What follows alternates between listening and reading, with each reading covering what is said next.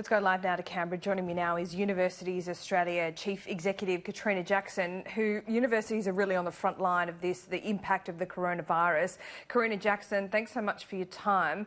Did you expect the extension of this travel ban that was confirmed by the Prime Minister last night? Look, I don't think people are particularly surprised the travel ban was extended. We can all see what's happening with the travel of the virus. Health authorities are making very, very careful, very expert-based judgments about this, and those recommendations have been taken by government. Universities are working exactly in line with those instructions, that advice, and will continue to do so. This will now be judged on a weekly basis. It'll be week by week to see if the ban is extended at all.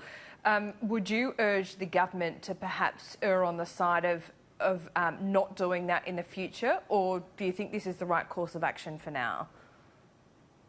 We think behaving and judging and setting your actions exactly in line with the medical advice is exactly the right thing to do. Look, it's good to have a deadline. It's good to know that things will be reassessed frequently and that there'll be another judgment in a week's time. It's good to have some sort of certainty. What universities, and I think government as well, are trying to do is to supply some level of certainty to students who are in significant distress. I imagine what it must be like if you're one of those almost 100,000 students who are back in China or in a third country, not knowing what's happening with the virus in your own country and just desperately anxious to get here and back to the books. Other countries aren't taking this level of precaution. Most others are urging people to self-isolate if they've come from mainland China. So is that does that disproportionate effect, is it affecting universities in Australia to the detriment of the whole sector? Laura, as I said, this really is a matter for the medical experts to make decisions on. A number of countries have done the same thing as us. Some haven't, but a number have. And I think, as the Chief Medical Officer, Brendan Murphy, said yesterday, only 15 people in Australia have got the virus, and it's directly traceable back to Hubei province.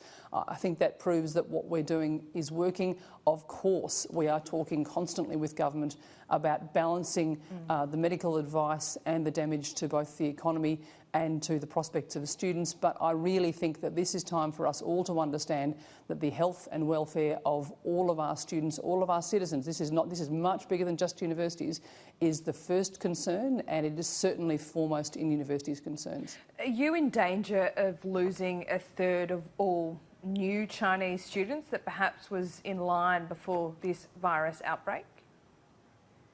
I think that this is not just affecting us. It's quite clear this is a problem for everywhere, for Chinese students going anywhere. So I really don't think that... I mean, look, universities are thinking about this very carefully and making direct contact with students, offering them every option. So they can study now online, they can start studying before their classes start, they can defer without penalty if they want to.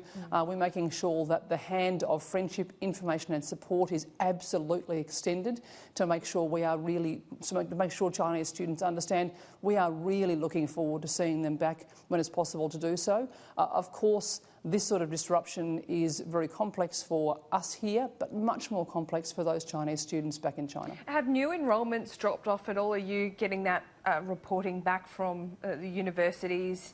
And has anyone actually started cancelling their courses?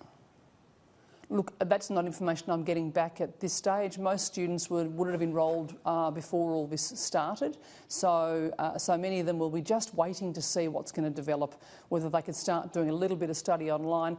The sense I get from Chinese students in China or in a third country is they're not taking a holiday, they're sitting at home swatting up, just very, very keen to get back and formally start their studies. So I think really that's what's in people's minds at the moment. Yes, some Chinese students, it's reported in The Australian today, are certainly concerned about this ongoing ban and it might dictate where they do their studies in the future. Are you concerned that if this does drag on, it will start to affect you? Look, I think that the advice we are sending to Chinese students is to just hold on. We'll give them a clear advice as soon as we can. Universities will have overnight been communicating with students in China and all over the world. Hold firm. The things that they came to Australia, they chose Australia for in the first place, are all exactly the same. We have a world-class university system. We are a gorgeous country to both visit and studying. None of those things have changed. The virus makes travel complicated to almost everywhere, Laura. So I would urge students to, if they have concerns, get straight onto their university. That's the best place to go. You'll find that if they haven't made contact, and most of them will have been directly contacted by now, once, twice, 300 times, to get in contact to find out what the options are, because there are many options while you're stuck in China or a third country. Okay, Catriona Jackson, keep in touch. Thank you for your time. Will do. Cheers.